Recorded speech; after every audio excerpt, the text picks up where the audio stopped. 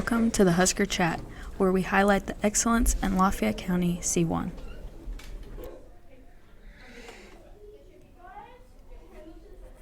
Welcome back to the Husker Chat. I'm here today with a special guest from the high school, Mr. Honeycutt. It is National Principals Month, so we want to honor our principals and get to know them a little bit as we go throughout this month. So, Mr. Honeycutt, welcome. Thank you. Glad to be here. Yeah, so on the Husker Chat, we just want to highlight the excellence and that's going on in Lafayette County C1. So the first question that I have for you is, what do you want your students and staff to know about you? It's a good question. I think the main thing that I want them to know about me is that I am here for them. I'm here for the students. I'm here for the staff. My whole purpose, the way I see my job is that I am here to facilitate the growth of everybody, including teachers, because we always have room to grow and improve. You know, we never want to be stagnant and stand still in what we're doing. You know, if you're on a team, you're playing a sport, you're doing esports, you're singing in the choir or playing an instrument in the band, you always want to try and improve at that. And that's true with anything in life, I think. So students, in their classes, they're having issues with other students or just life in general. I'm here for them, but I'm also here for the staff to provide whatever encouragement or suggestions I have to help people hopefully get better. Yeah, absolutely. I think that's very important, because when someone feels comfortable or feels like they're supported, that growth happens a lot easier than not having that relationship there. Sure. So. And I think that door swings both directions too, because I am not perfect and there's plenty of room for me to grow. You know, this is my first year as principal here, and I'm hopefully not as good today as I'll be tomorrow. I'll always want to look for ways that I can improve, things I can think about better, look at situations from different perspectives. So, you know, I want to be open to feedback as well, because I want to continue to grow along with everybody else. Yeah, absolutely. And like you said, you know, that doesn't just make you better, it makes everyone else around you better, and then it's a trickle effect. Then Sure. The people around them get better, and so on and so forth. So, very awesome. The next question is, at Lafayette County C1, so you were teaching alongside some of us last year. Now you're in the principal's role, so you've seen several different things. What have been some of your favorite memories here at Lafayette County C1? You know, I've had a lot of great memories. You know, this is my 8th year here.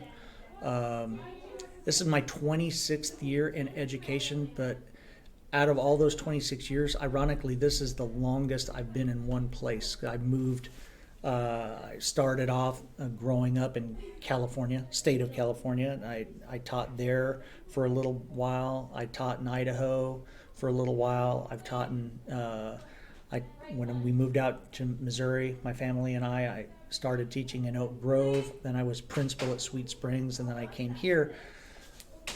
There's a lot of memories. It's hard to pin it down to just a few. I've had a lot of great interactions with kids in my classroom over the years.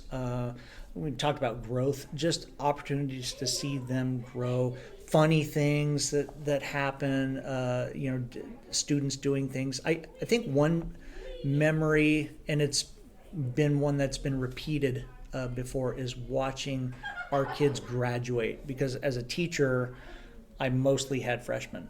And so, you know, you see students moving out of middle school, coming into the 9th grade, and they're trying to figure out high school. It's different than the middle school. And, you know, just watching them in some of those growing pains of being a new high school student, and then down the road seeing them graduate and see all the growth that they've made, the maturity they've had, some of the changes in their lives, you know, that to me is a really special memory, and I look forward to hopefully a lot more. Yeah, absolutely. I can relate to that. My first year teaching, I had a group of seniors. So in homeroom, and it was not difficult to see that change, but you didn't get to see all 4 years prior to that stage. And so last year's graduating class in 2023, I got to see that. I got to see how they, grew from freshmen to seniors, and the maturity and what they were doing after school. It's cool. And then now you see them outside of here, and you get to keep up with them and see all the successes that are happening. And I can relate with that. Well, and even when I go out to I go shop at Walmart, or I go out to a restaurant and I see former students who are working there, and hey, Mr. Honeycutt, and we can have a little conversation. It's kind of nice to just see where they started when they got here and where they're going. Those to me are special memories. Yeah, absolutely. And we're doing those alumni features, and I haven't got to see any of my former alumni on there yet, but just listening to some of the teachers talk about, this is what they're doing, what they have done in the past is incredible. And so I'm looking forward to that as years continue. So the last question I have for you, in education, is something that used to be popular. Now it's kind of not as popular anymore for your career, but what advice do you have for young people interested in becoming educators or thinking about maybe the education career? Well, I know that there's a stigma sometimes about educators. One of the biggest stigmas that I hear is, you don't make a lot of money. I've been fortunate in my career. My wife is also a teacher. We've been comfortable. I mean, could you make more? Sure, you could always make more doing something, but I have been very blessed. I've been surrounded by good people, good staff, coworkers, students. It's that to me has been one of the greatest blessings. Just being around people that I enjoy, good people.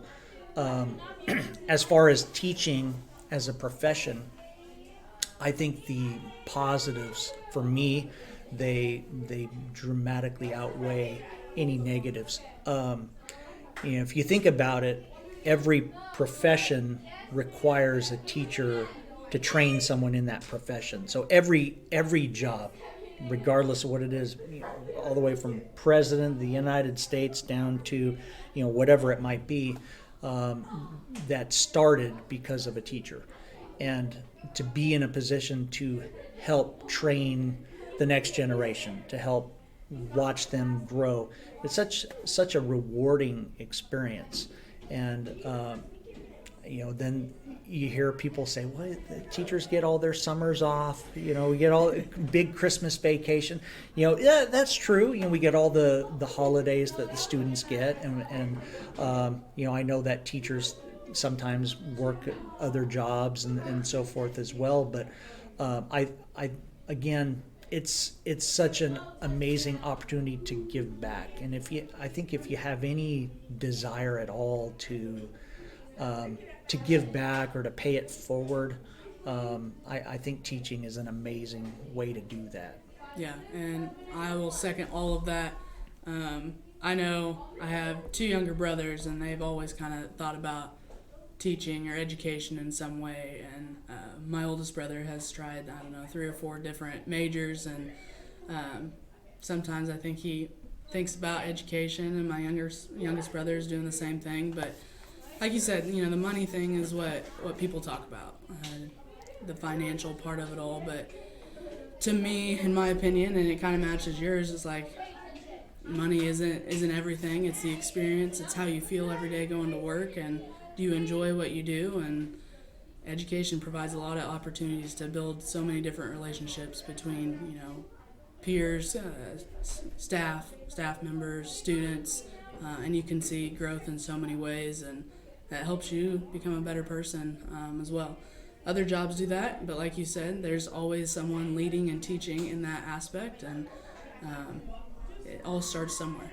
Sure. And education too, like we're at the high school, but my wife is an elementary teacher, so I've heard some students say, I could never work with high schoolers. they're mean or they're rude or what. It kind of strikes me as funny because they themselves are high schoolers. But I don't look at it that way. I enjoy working with high school age kids, but some people may not. And there's younger kids, preschool age all the way on up. And so there's a role for different people. If you just have a desire to give back, you don't even have to have the great desire. Like in my wife's case, she was always good at math, but she's kind of multi-talented, and there was no one class that necessarily stood out for her. But that's great for her as an elementary teacher because she gets to teach everything to the kids. Absolutely. And she also has overall a smaller number of kids. Because like with the high school classes, same with the students, you go from teacher to teacher, and the teachers have different groups of kids that come in throughout the day. In my wife's case, she has, I think this year, 16 kids. So she gets to spend her days with those 16 kids. So it just depends on what you want to do. Yeah, absolutely. So many great things said today, and I appreciate you coming on our podcast, the Husker Chat. And we want to thank you for leading your staff and your students and being a positive role model and doing great things here in Husker Nation. So happy National Principals Month. Thank you. We enjoy having you. Like I said, even in the hustle and bustle of everything going on after school, you could probably hear some of the cheering in the background, but that's the fun part of it. Absolutely. You get to be around everything. So again, thank you. And that concludes today's episode of the Husker Chat.